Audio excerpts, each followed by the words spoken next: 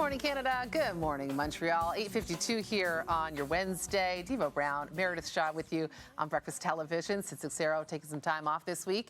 And reality shows about finding love, the ups and downs of dating, has always been a really hot topic. But now, more than ever, they're sparking conversations about what really matters when choosing a partner and where we draw the line.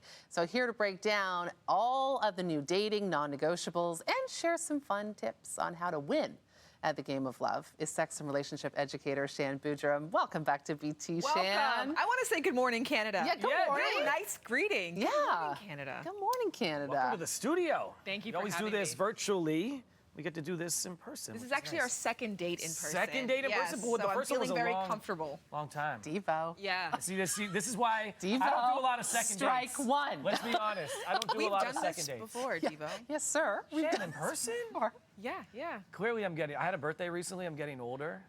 This is a problem. Okay, I My thought you were saying memory's that you had a really exciting birthday, so you're So still... it's still in it. Oh, no. Yeah. Okay, let's get to the move on. reason why Dating you tips. are here.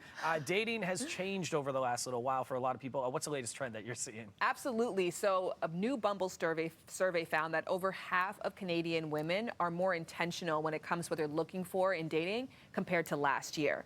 And so when we think about the trajectory since the pandemic was like, leave me alone, let me figure myself out. After the pandemic, we were ready to explore. Now people are more clear on what they're looking for.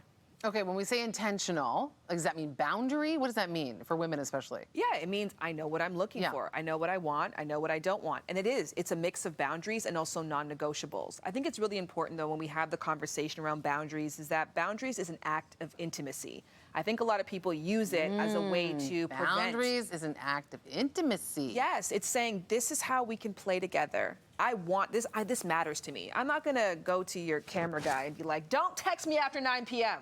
It's weird. I don't know him, doesn't have my number. But if we have each other's information, that's when we start to say, hey, I want to have a great time with you. I want to enjoy my time with you. In order to do that, here are some of the rules to keep in place so we can have fun together. And then, of course, like any game, as you get better, the boundaries start to expand. So it's an act of intimacy, not an act of preventative. Sometimes you can't help it, and don't put in your dating app what you don't want. Please, don't do that. Yeah, don't put the boundaries right away, right? Yeah. They're individual, and you kind of feel somebody out before you get to that next level. But how do you start that conversation, even if you're a little bit hesitant?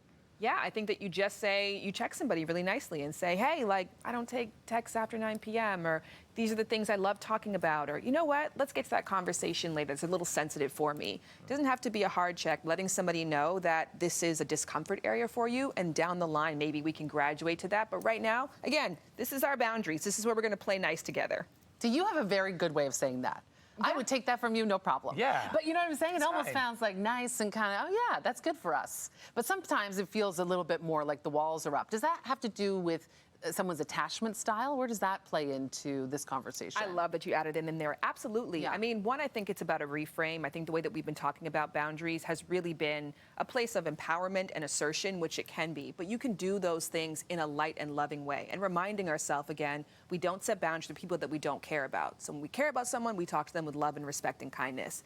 But attachment styles is another huge thing. When we're looking at reality shows, if you are a psychology buff, you can already name it as you watch these shows. And essentially that's, what does it take to maintain care and trust with you, intimacy and trust with you? And so some people require very, very little care. Some people require a lot. And some people would be the sweet spot, which would be secure attachment. It's a lot. I just know stage 5 clinger. That's what I've learned about. That's the attachment style you turn right away from. That's I'm like, that's a red flag. We gotta Are run you a away from stage it. 5 clinger? Am or I? No. Clearly, I don't remember our first date. I can't be. I feel so You're bad more of now. the avoidant type. I But there's feel nothing so wrong. bad. Do I need to be here? This is so bad.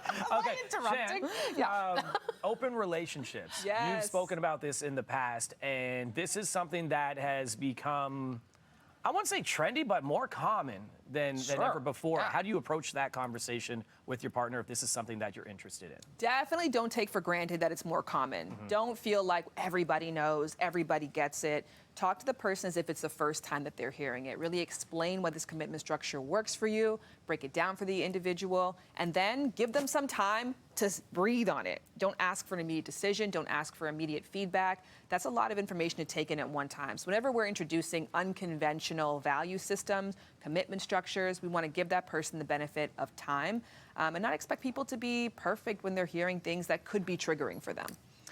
You're amazing. Thank you. You really are. I love how you speak on this. I think you are really an example of like showing up wholeheartedly in these discussions and how it can really move forward in a positive way, but still maintain like who you are and what you want. Like you are clear. I'm getting clarity era from you. You're giving me clarity. I'm getting clarity. Great first date, Meredith. Sorry, A memorable, Don't give me that look. a memorable and great first date. Where are we following you online? I hope we can. Yeah? Yes, please. You can follow me at Shan Boodram. I also work with a dating app, so you can go and download an app. That's a celebration for me this year. Go put yourself out there. Have a great summer. That would be a good follow for me. Okay. Love Congrats that. on all your Thank success. you. Thank you so much. Honestly, Excellent. And welcome home. Thank you. Yeah. All right. We're going to be back with more BT Welcome after back. this. Welcome back.